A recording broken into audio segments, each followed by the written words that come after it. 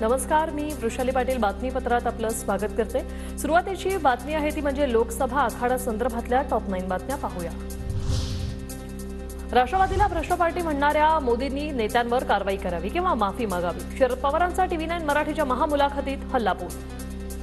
प्रधानमंत्री आहेत, तुम्ही आरोप करता, हे आरोप सत्य असं तुम्हाला वाटत असेल तर कारवाई करा। इकडे कारवाई किंवा माफी यापैकी कुठलीतरी गोष्ट त्यांनी करण्याची आवश्यकता आहे।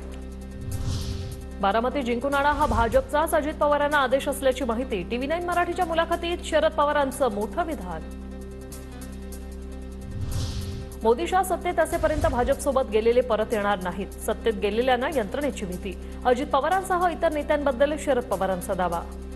जोपर्यंत मोदींच्या हातात सत्ता आहे तोपर्यंत हे लोक त्याच रस्त्याने जातात, पण त्यांचं सगळं भवितव्य मोदींच्या हातात आहे।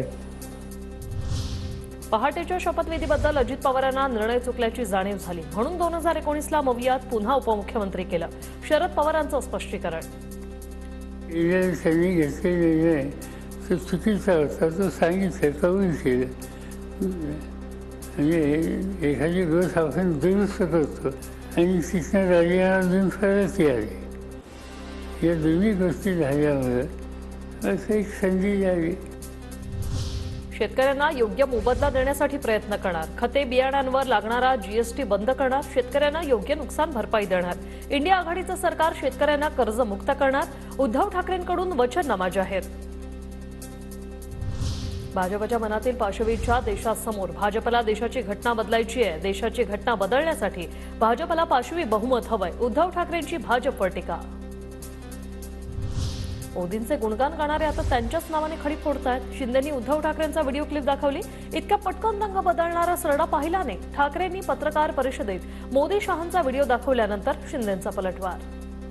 सरडे रंग बदलतात, पण एवढा फास्ट रंग बदलणारा सरडा या महाराष्ट्राने पहिल्यांदा पाहिला। अरे काय बाप 1 नंबरी, बेटा 10 नंबरी। सत्ता आल्यास जातनिहाय जनगणना करणार। आरक्षणाची 50% मर्यादा दूर करण्यासाठी कायदा करू। शरद पवार गटाच्या जाहीरनाम्यातून घोषणा। शरद पवार गटाचं प्रचार गीतही प्रसिद्ध। असे 42 खासदारांमध्ये जे 10 जागा लढवतात ते जाहीरनामा करून राहिले। ज्यांच्यावर कुणाचा विश्वास बसेल। शरद पवार गटाच्या जाहीरनाम्यावर फडणवीसांची टीका। 542 खासदारांमध्ये जे 10 जागा लढवतात ते जाहीरनामा करून राहिले आणि आम्ही हे करणार सांगून राहिले। कोणाचा तरी विश्वास बसेल का?